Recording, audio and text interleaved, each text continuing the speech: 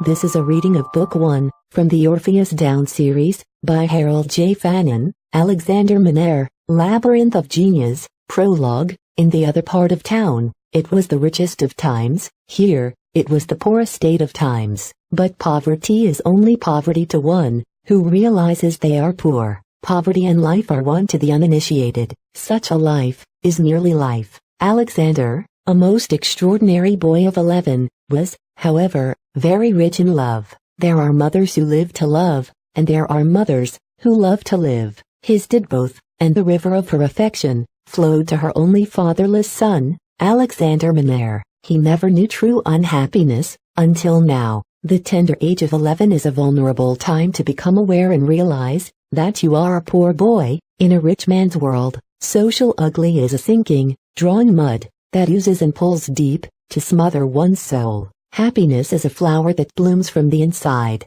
Alexander's flower was strong and in full bloom. His mother knew it was time. Many boys learn to swim the length of the swimming pool at 11, but learning to swim in a quagmire of others' contempt is a much harder lesson to learn. He floated where lesser boys sank. His story, and the secret power behind his buoyancy, began with his first swimming lessons in a pool infested with the sons of the rich and powerful, who, like sharks, like to nibble on poorer flesh. Alexander was a different species altogether. Thus began the ascent of the brightest star, from a pit of impoverished despair, through a den of gleaming protégés, rising above them, to unequal heights. Every 2,000 years, a Messiah descends from the sonnets to Orpheus. Oh, this is the animal that never was. They hadn't seen one, but just the same, they loved its graceful movements, and the way it stood, looking at them calmly, with clear eyes. It had not been,